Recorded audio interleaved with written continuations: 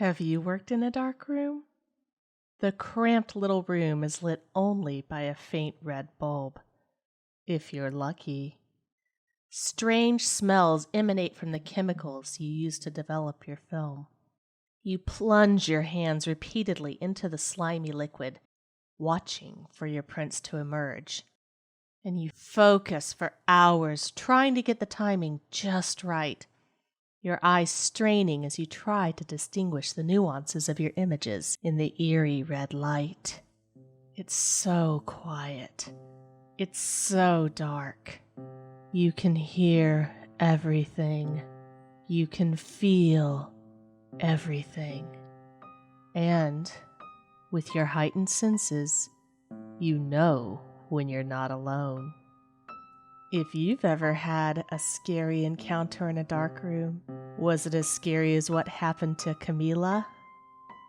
Let's hear quite a few of her stories today on Homespun Haints. Hi everybody, I'm Becky. And I'm Diana. And today on the show we have another Florida person. What the hell, Florida? This is about Florida. Kamila is joining us today, and the first story that she's going to talk to us about takes place in a dark room. And I know that Diana, you and I both have a very interesting relationship with the dark rooms of our past. I wanted to love the dark room. I mean, being a goth kid, working in the dark with nothing but red light was kind of cool. But man, the smell. Am I right? I don't know if you know this about me, but I have no sense of smell. Wait, what? I mean, very, very mild. I have to shove things in my face to smell them. For me, it was the tedium. I remember wasting so much film because I just kept fucking it up. Oh, so you were developing photos. Yeah, what were you doing in a dark room? X-rays, dude. Remember back when a doctor had to take an X-ray and then excuse themselves for 20 minutes to go develop it in the dark room? Yeah. Oh, I thought that was like at the used car sales lot where they were going back and deciding how much they were going to charge you. I wish. Nope, we're going back and questioning our life choices by washing our hands and disgusting chemicals. You mean you had to stand there with all the chemicals around you, breathing that nasty air while trying to do precision work?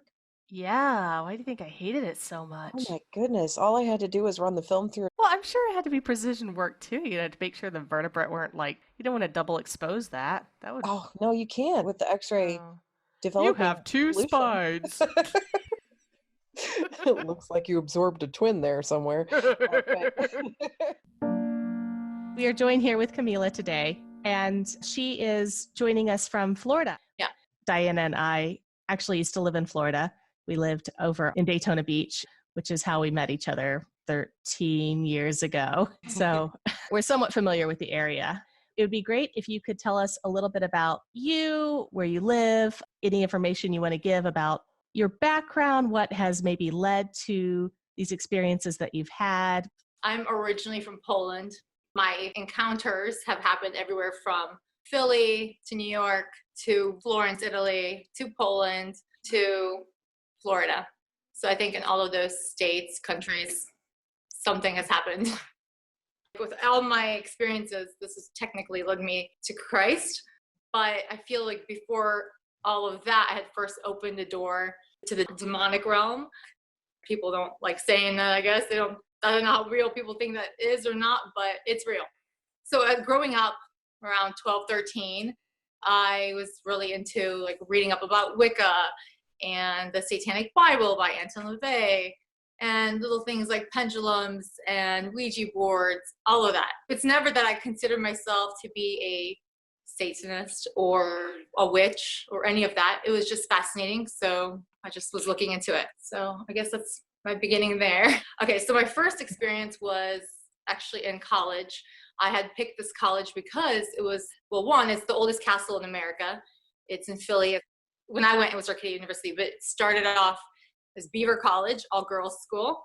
And then before that, it was actually, yeah, you caught that. It was a tycoon owned it. It's just a huge mansion of his. Anyway, but it was reported to be haunted and there were murders and deaths that had taken place. And by law, I guess, in Philly, if something's haunted, you have to write that, like leave, Really? Yeah, so that's, when I heard that, I'm like, what, a haunted castle? Yeah, I want to go there. That was my first choice. I thought that was so cool. And then, of course, it's like sitting side by side next to a graveyard. So I had all these pluses, right? They even had like ghost hunters come in every so often. So it's cool. Like, basically, you could kind of conjure up already that stuff always fascinated me. I always wanted to be a part of it. There were ghost hunting expeditions. I'd be on them. So fast forward to, it's winter on a cold, stormy night. Wintertime in Philly. I was studying photography.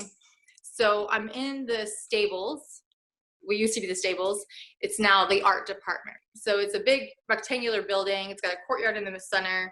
It's got a huge clock tower. Just trying to paint the picture here. And it's finals week. So it's right before Christmas break. And I suffer from insomnia since I was 8. So for me, going to sleep 5, 6 in the morning is very normal. So then I was in that classroom already, maybe 8, 9 hours, soaking film papers. Let's see, this is like, I think I was in there from 2 o'clock. It might have been 10 by now. And the security guard made his last rounds, and he's like, hey, letting you know that I'm locking up. Once the doors close, once you leave, you can't come back in. So I'm like, okay, no problem. But he's like, hey, don't worry, this guy Mark, I guess like a student chaperone or something, some student was supposed to show up and make sure everything's cleaned up and closed for the night. So he's like, this guy Mark is going to come by, so be on the lookout. I'm like, okay. So he left, and then shortly after, I remember hearing like footsteps or what sounded like someone walking in the building, and then I was on the 2nd floor, so I heard what you'd imagine just someone coming into the building and walking upstairs and then through the classroom. So I'm thinking, okay, I'm in a dark room, so I didn't want to surprise him or something, so I thought, let me go out there and say hi, introduce myself. So I went out, and there's no one there. So I'm like, okay, well, that's weird. Maybe he forgot something, he went back out, whatever. And then again, like an hour later, same thing. I hear someone walking.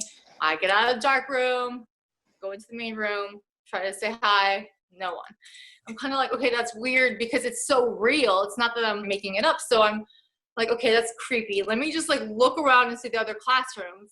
The building's shaped like a rectangle. So I was like on this back corner. So I had to make my rounds into every other room. And it's dark. It's creepy. Like the floorboards are all rickety. It's an old building. So I'm still going in there, very courageous, walking through all the rooms, looking for the light switches. And sure enough, nothing. And I'm like, okay, now I'm kind of getting freaked out, but whatever. Going back in, and by now it was like after midnight for sure. It must have been like 1 or 2. So then I hear again someone walking in. Now it sounds like they put a stack of books on the table. I'm like, okay. So again, let me go out there and say hi. Again, nothing. This happens 2 more times. Finally, this person leans into the dark room. I don't know if you're familiar with dark rooms, but basically they have a hallway, kind of like letter S. So you can't just open a door and see through. You have to go around the hallway. So I'm at my machine, and I'm kind of facing a wall, and behind me is a big sink, and all the papers are soaking. And above the sink is a vent. So it's just eye level. So you can't see anything here, then space, the sink, you have to walk around it. So I'm in this corner, the rest of the room's behind me, the sink's behind me, and then to this far left is the doorway. And I could tell it's a guy because I could see in my peripheral, but the minute I look towards him, he'd be gone. But I see him look in, like tilt his head in. And I mean, this is so real that as I'm at my projector looking down, I'm like, hey, hold on, I'll be right there. And when you're editing in a dark room, you can't really take your focus off because you mess up. So I'm not looking up at him, just kind of to the side, but talking to him, very sure that he's there. Like, hey, I'll be right there. Give me a second. So I finish my piece and I walk out to say hi, and he's gone. I'm like, what the heck? Like, is he messing with me? So again, I go back, he looks in again, and this time he starts walking to me, but I'm already like, hey, give me 1 second. Before I know it, he's already like up on me, and I feel his whole front of his body against my back and his arm like on my stomach. So my first thought is, dude, I don't know you. Why are you? Oh. So of course I'm freaking out.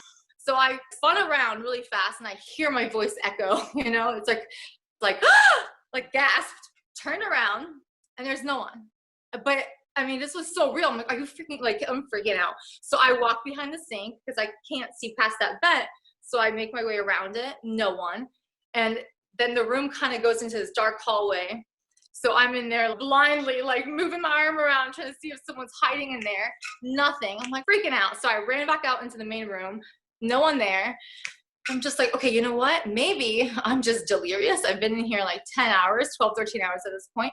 I'm just trying to talk myself out of like what just happened. But rewind really quick. So when it actually happened, not only am I like, I'm seeing him approach, I feel him, I spun around. And I mean, everything happened so quick. It hit me. I realized like instantly. I looked at the time. It was 3:30 exactly. And like maybe in the back of my head, I knew something about the 3:30. But then I remember like later watching Rosemary's Baby. They had a clip where something with the 3:30 in the morning, the devil thing. And it's weird because it's pretty much similar things that happened to her in that movie happened to me. And I remember like seeing that shortly after my experience, and I was like bawling.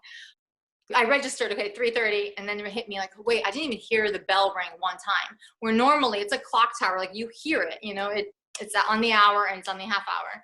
Like it just registered like, wow, I don't recall hearing it at all. And then at that moment it was 3:30. So anyway, so I went back out in the hallway or main room. He wasn't there. No one was there. So I finally like talked myself into like, okay, maybe I'm just delirious, freaking out.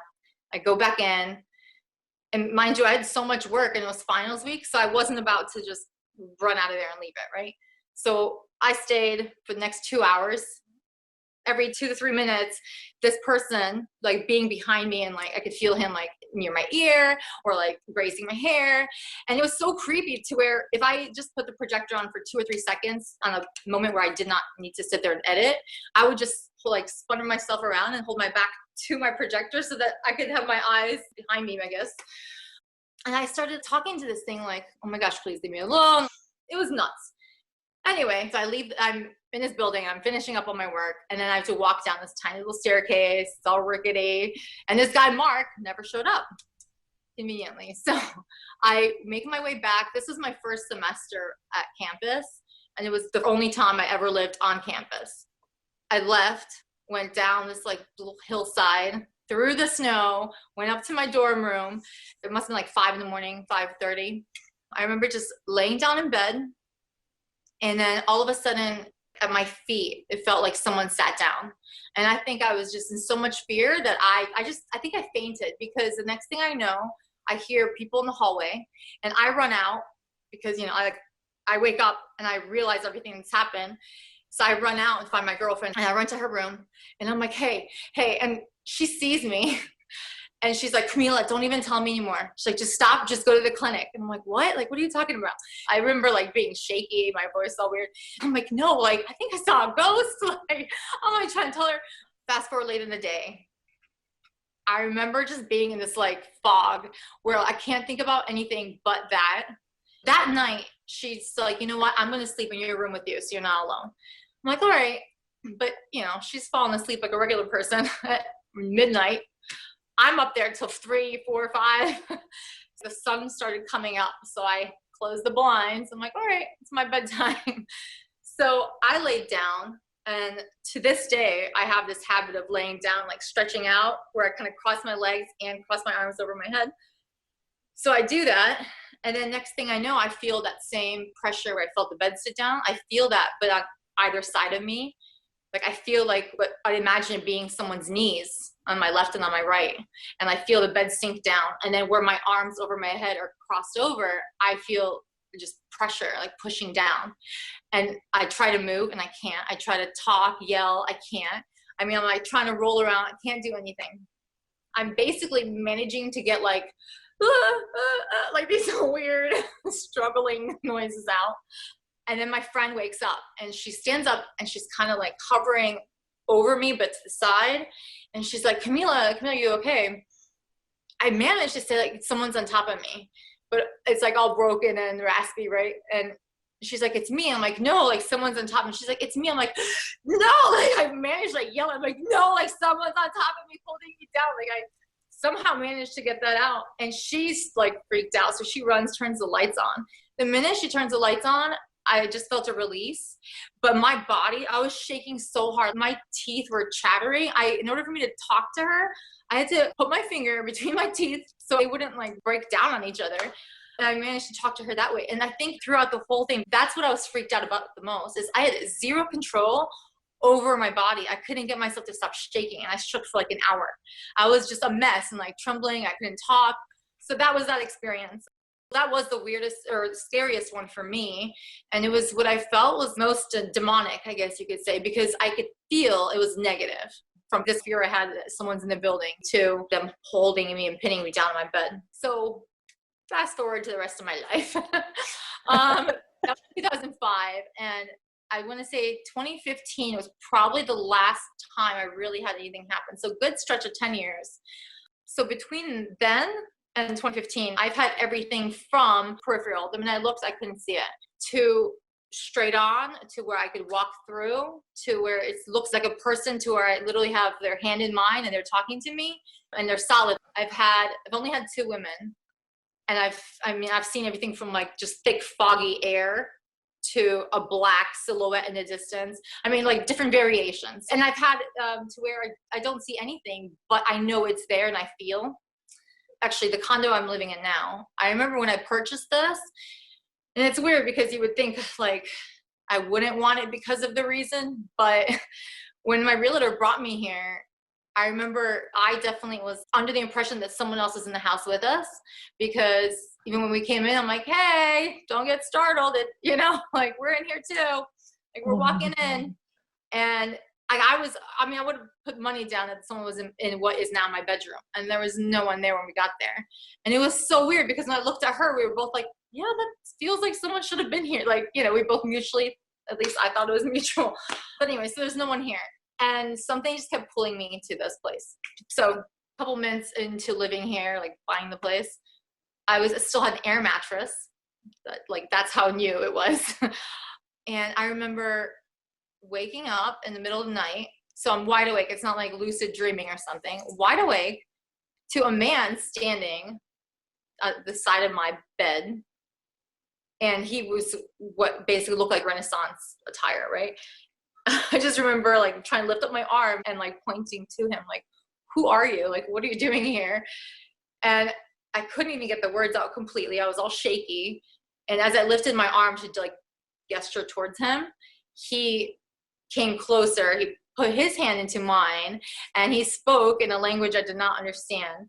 And then he knelt down. And when he knelt down and I heard the crunch of the carpet under his knee, the reality of all of it shook me. So I grabbed my hand out or pulled back and he just kind of diminished. He was just gone. I've had the 2 women I've seen. So in this same bedroom, getting ready to go to bed, I had my phone, put my phone away. And then I must have just texted somebody or something because it lit up because I got another text. So the phone lights up and there's a woman. She was more silhouette-y. I couldn't really tell you what kind of hair she had, but I could tell it's a woman.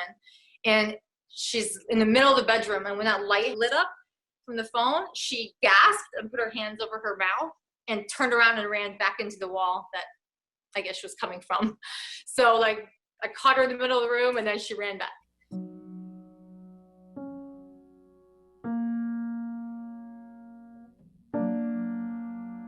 I went to Poland with my mother. This is in 2010, I think.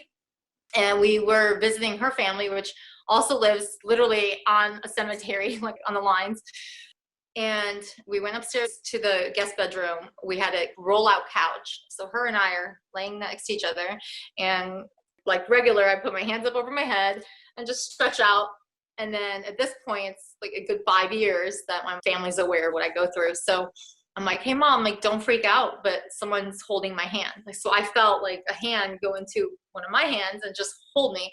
And at this point, I could already tell negative, positive, right? And I wasn't startled. This was just normal at this point for me. So I didn't want my mom freaking out. So I told her, someone's just holding my hand. And then I feel them release. And I could tell it's a man and he looks more like a thick white fog. And he makes his way kind of behind our heads and over to our side, to my mom's side, then to our feet. So I see him walking. She's not seeing any of it though.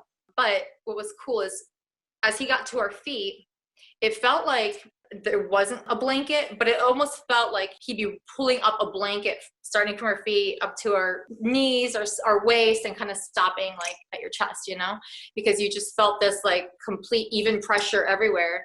And it just felt very comforting, like someone's tucking you into bed. And if I had to say, I would say it's her father, but I don't even like saying that because I don't believe now as a Christian, I don't believe that ghosts are past family members or whatever. I think the demonic would like to have us believe that they are, if that makes sense. I truly believe it's either heaven or hell and that's it. There is no middle ground. There's no, what do you call it? Purgatory? Purgatory, thank you. So I don't believe that. At that time in my head, my brain would have hit like, oh, that might be grandpa. But yeah, I don't believe that now. So anyway, this man makes his way to our feet and then basically feels like he's tucking us in.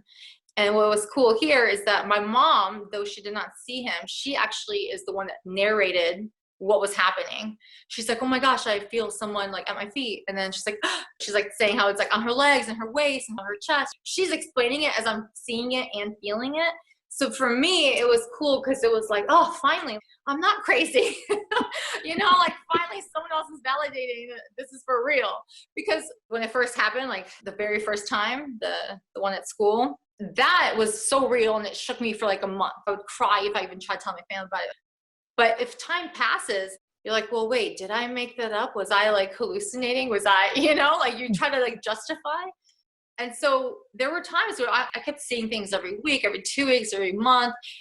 And it felt like, okay, am I going crazy? Like, you just kind of start freaking out. And it's exhausting. It's tiring. I mean, I remember I already have insomnia. So now if something happened to me on a night that I was particularly struggling falling asleep, then forget it. I would never go to sleep at night. So I remember going to work and working 2-3 days straight on zero sleep.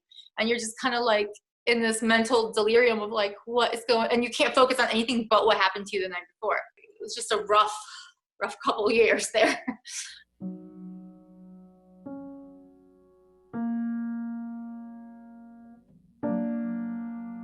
Oh, another female one. It was 2013. I was in Atlanta driving. This is actually probably one of my favorite ones.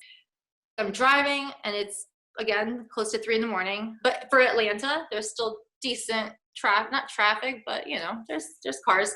And I'm on the interstate and I'm heading one direction and the other lane's going the other. And between the two, there's a median separating us.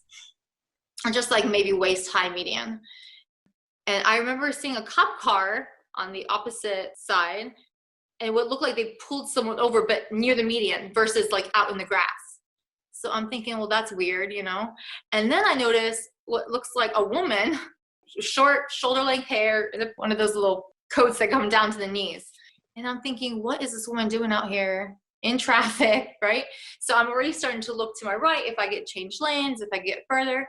And mind you, this is happening quickly, right? You're driving at 70 miles an hour. So I'm like, I'm seeing the cop car, I'm seeing her go over the median. I'm already trying to look if I could change lanes. And then as I'm getting closer, I realized, wait a minute, I know what this is. I've seen this before. This is a human. Because at this point, I should start distinguishing between hair and skin and clothing, but it all just remains one solid color. I'm like, okay, I recognize this. I know what this is. And I'm still kind of thinking like to go over, but there's a car kind of relatively near me. So I don't have enough time to go ahead and switch lanes. And I just remember that feeling of like, okay, here goes nothing, like brace yourself. And I drove through her and I wish these were my words. I read it later, like somewhere when I was like researching other people's experiences and stuff. And whoever said this, I don't remember now, but this woman said, it felt like being pierced by 1,000 icicles. And that was the most perfect explanation. Like that's exactly what it felt like. Like the idea of like jumping into a freezing cold pool. Yeah, it was like that, but it was separate. Like you feel almost every puncture wound, if that makes sense. It was so bizarre. It was the craziest thing. I don't know if this is what you were expecting to hear. This is perfect. Wow. So you said it started in 2005 with the Encounter in the Darkroom, which I also went to art school. So I've spent plenty of time in dark rooms. And I think, Diana, you've spent time in dark rooms as well. And they're creepy enough as it is. Oh, I mean, right? Yeah. Daytime, they're creepy. you can't see anything. There's weird smells. You're sticking your hands in all this goop. You're supposed to wear the gloves, but nobody really wears the gloves. No, actually, like this was a week or so before finals. And I mean, I would like to think I'm brave, but I remember after that incident, I couldn't even go. I'd like, if someone was going to the room, I'd be like, oh yeah, me too. And if they're like leaving, I'm like, oh, I'll go with you. I need to get something. I refused to be left alone in that room. It was like the scariest thing for me. So it was stupid. Like I still had work to do, but I wouldn't do it without someone near me, but I couldn't tell anyone. So did you ever find out any more about what could have caused that? I mean, was there anything in particular in that particular area that could have triggered it? Yeah, well, actually, so in the stables, apparently there was a murder in the stables. I mean, like this castle is such a cool story on its own. Like apparently a little girl hung herself accidentally by her scarf running down the small staircase in the actual main castle. There was a mistress that was murdered. They had underground hallways leading into all the rooms. I mean, it's so cool. And if you visit it, you could still see the different chambers underground and stuff. It's really cool. But yeah, so like there have legit been reported murders and accidental deaths and things throughout the years. So you said in the stable itself there had been a murder? Yeah, so a man had been murdered, and I believe he was actually the stable keeper, like the horse taker carer of her. So you said that, first, of course, there was that experience there, and then you went back and you had that terrifying experience in your dorm room. It was in your dorm room, right? And then you said for the next 10 years, you saw the stuff and experienced these things, but then in 2015, it just all kind of stopped? Somewhere, I want to say 2012, I moved to New York at one point.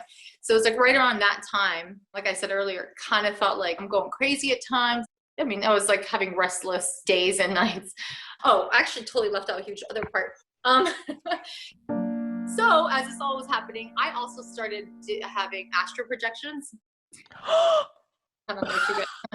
Oh, wow. So I started leaving my body, right? And I don't know like how much people believe in that, but it happens. It's a thing. So your body goes into sleep paralysis. Sleep paralysis, they tell you, is your body's way of protecting itself from sleepwalking. So your body will actually fall asleep.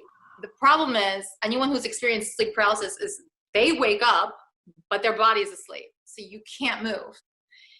And that would be cool in itself, except everyone who's experienced sleep paralysis also experiences a demonic being in the room. So even if you look up the definition, it will tell you, oh yeah, your body is doing XYZ. Oh, and also there's a demonic presence. Yes. Yeah. Like just thrown in there. It's true. You really feel either a presence. I mean, I've heard other people's stories, but for me, it's always feeling a presence, like feeling as in I could tell someone's in the room with me, that kind of feeling, or actually physically, I could feel their body on top of mine. And I feel them kind of like the way the first time at the dorm room when I felt them pushed down on my body.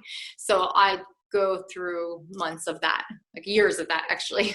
So that was a huge part of me just not being able to sleep at night, or, not being able to at all sleep and go to work and function 2-3 days on zero sleep. It was mostly because of sleep paralysis, which to me, I just joined the two with seeing ghosts all the time because I don't separate them. It's the same thing to me, just more severe. So anyway, so somewhere in there, I started also leaving my body. And then when I would leave my body, I've only ever had one experience where I actually saw other entities. When you look up people's stories, they say it happens a lot. They see other people. I never saw anything but one time. So I would leave the body, and it became almost not an obsession, but like a hobby to where I wanted, like, once you leave, you're kind of like, I need to do that again because it's incredible. So I started like trying to teach myself and start meditating, which now I see how that's totally a gateway to the demonic, and I would never do that again. But I didn't know that at the time. I guess I thought it was therapeutic at the time.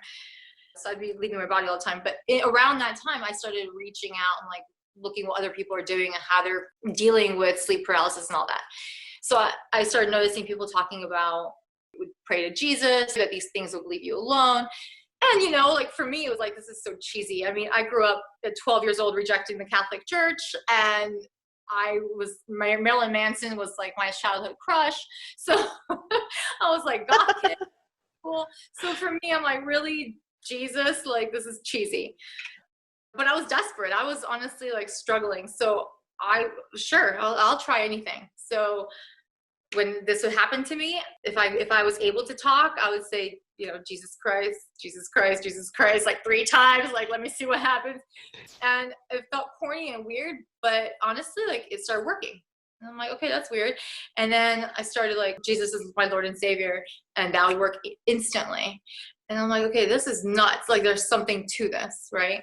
And so that was like, I want to say 2013 or so, and that started opening the gateway into like looking into Christianity and such. I don't know if that answered the question you were looking for. Well, so I guess as you started changing your belief system and becoming a Christian, would you say then a lot of the stuff sort of started to leave you alone as a result? And oh yeah, okay. for sure. I mean, it was less and less and less. So much so that even between 13 and 15, maybe, I would have it every 2-3 months, which was very rare. Like that's very rare. From literally sometimes it'd be like every day for a couple of weeks, and it would be like nothing every other week, or maybe once a month. But then again, like every day for 3 weeks. It was like always something. And then all of a sudden I went to literally like 6 times a year. It was awesome. I was like, this is great. It's leaving me alone. Wow. Oh, that's I'm just covered in shivers right now. Wow. Well, I'll tell you, like when I did leave my body, right? When I did see someone. So people leave their body in different ways. This particular way, I left, and it was weird because I was hovering really close to the floor and on my stomach. Sometimes people, when it's an accidental astral projection, they usually have no control, and they usually just leave their body, and they're typically on their back, and they just kind of like levitate maybe 3 feet off their body, above their body. But I got pretty good at coming out, so I was already either up front or kind of like I'm flying like on your stomach. So this particular time I came out, but I was like a foot off the floor. Very weird. And kind of made my way out my bedroom and out through the living room, try to go out to the front door, because I got in habit of like, okay, I'm gonna get out, I'm gonna go above my house so I can look at all the trees from above. And then my next mission is like, go to my sister's house who lives a couple blocks away, check out what her place looks like so I can call her in the morning and confirm like, this is for real, I really was there. So I always had a plan, like, what can I do?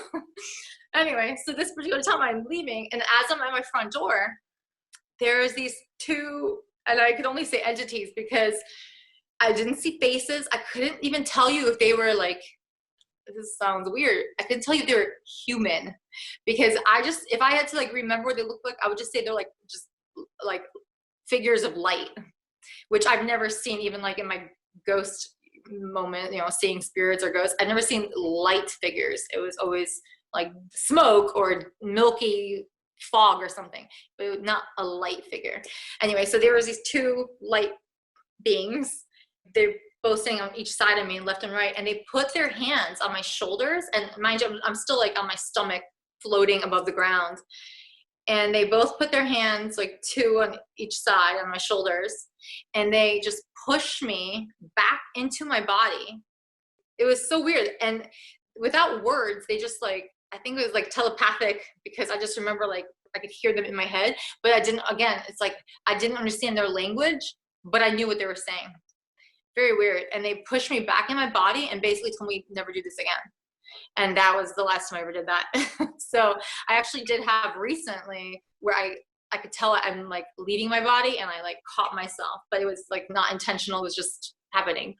But yeah, but that was the last time. So, I mean, do you suspect, do you think they were angels or something of that nature? Yeah, or? I know like the Bible says that angels will interject, and they do come, and so if I had to say anything, I would say angels. To me, it didn't feel like a demonic anything. And because I've never seen anything like this, I would have to say something angelic like. Oh, wow. So all of that, but you never had any experiences at all before this one in the dark room in 2005. Right, nothing. Familiar with the pendulums? Mm-hmm. Yeah. So it's like you hang a heavy object on string. I mean, I was taught from my mother. And it was like an old Polish thing. I'm sure they do it everywhere, but in Europe, it's a big thing. So you hold this pendulum and you ask it questions. And you could say like, whatever, am I going to get married? And it will spin yes or no to the right or to the left. It's kind of like you're treating it like a Ouija board, but with a yes or no question. And I remember being able to do that, but doing it so well. I mean, imagine like you're holding this thing and you say, spin to the right. And it will spin to the right. And your hand is very steady, but this thing is spinning. And you're like, faster, faster. And I mean, I could literally just hold my hand straight and get this thing spinning like close to where it's touching my arm. And I could be like, and stop. And it will fall dead straight. And it'd be like, now spin left. And I could pick it up quickly. That's crazy. If you think about it, like, oh, I'm just getting chills thinking about it. Like, I was 12 or 13 doing this. What? That's insane. Oh, wow. And, you know, when I look back, I'm like, because I've had other friends who were like kind of into it and trying to do it, but I've never had anyone be able to do it, say as well, I guess, as I, and like have that much control. So whatever was moving this item, it's obviously been lingering around me for a while. You mentioned that the condo that you're living in now, I'm assuming you've been there for a while, but you knew there was some kind of, I don't know, force, energy, something in it when you purchased it, and yet you still chose to purchase it? Yeah, I don't know why. It's weird. Okay, and this is how I explain. Like when you leave your body, it's scary. But imagine like if you left your body, it's also kind of like this weird, like, holy cow, that was amazing. That was awesome. I need to do that again.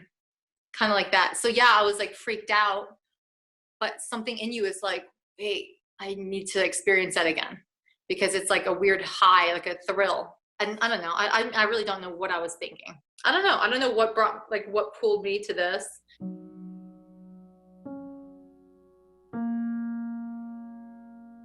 I just remembered another fun one that somebody also validated. I think this is the first one that happened since the one in the dorm room. So it must have been just like a year after, because I was back here. This happened in Tampa. I was with a boyfriend. He moved with me from Philly, and he never believed me that any of this happened. So just really crazy, because why would I be making, and especially then it's like I couldn't get these words out without crying and shit. And the story was like 20 times longer, obviously. So not important. We're at a friend's house. We're spending the night. It's her and her boyfriend. They're talking, and then myself and my boyfriend. And all of a sudden, there's a man who's like coming out of the kitchen through the living room and into the guest bedroom. And he's holding a crate of books. And I mean, he's an older man. He's got a bald head. He's wearing a wife beater and boxers, holding a crate of books. And he's just walking through the house and into the guest room. And I'm like, okay, no one else? Nope, just me. Okay, cool. Like, I guess I'm the only one. And so they all went to sleep. We slept on the couch. We rolled it out, and he kept, he's trying to get frisky. And I kind of kept freaking out, because as we're on the couch making out, there's a dude that keeps walking by and not even like looking at us. It's not like it was like weird and pervy. It was just a man just doing his thing in the living room, just walking around. I keep like stopping and getting up and like pushing him away so I could look. He's like, it's just a dog. It's just a dog. I'm like, no, there's a dude in the living room. So a week or two pass, and my friend is now moving out of that apartment. And I'm finally like, oh, cool, you're moving out? Good. Here, let me tell you what I saw. And she was a friend I was really close with, so she had already also known my experiences. So I tell her, and she's like, okay, I don't know if she believes me or not. But that night, she's in her parking lot, and she's moving out, and she's putting things in her car. And her neighbor stops her. He's like, oh, hey, you moving in? She's like, no, I'm actually moving out. He's like, oh, I've never seen you. Where were you living? And she points to her room, like to her window. And he's like, oh, and he makes a face. And she's like, what? And he's like, oh, nothing, don't worry. And she's like, no, tell me, you made a face. Like, what's it about? And he's like, oh, an old man had passed away in there, blah, blah, blah. So I'm like, oh, and she told me. And I'm like, oh, cool. Okay, like, again, not crazy. Like, I saw this. Like, I know I saw this. So anyway, that was that. No, that's the best, when you have like some kind of, I don't know, but it also makes it scarier when you have that sort of, I guess, closure. Well, you know what it was. In a way. Like now it's like, it's not scary anymore, if that makes sense. Obviously the first couple of years are scary, but after a while it just becomes just a part of my life. So it was more like startling. And of course, like you kind of get on edge, but it's like, oh, this is normal. I've seen this many times, you know? Yeah. So when she validates it, it wasn't even like, oh my gosh, that was real. It was like, no, I know it's real, but cool. I'm not the only one, like, because, you know, perception is reality. So it's like, cool, it might be real to me, but that might mean something's not right in my head. I'm going crazy. So like hearing someone else validate it that way, I'm like, okay, cool. I'm still sane. I'm just seeing things. The validation I was really interested in was your mom there in Poland feeling the blanket sensation. That to me is my favorite one. That was so cool. Do you mind if I ask how she reacted to that experience? One, she had already been familiar of 5 years of me going through this stuff. So of course I'd tell my parents everything I'd gone through.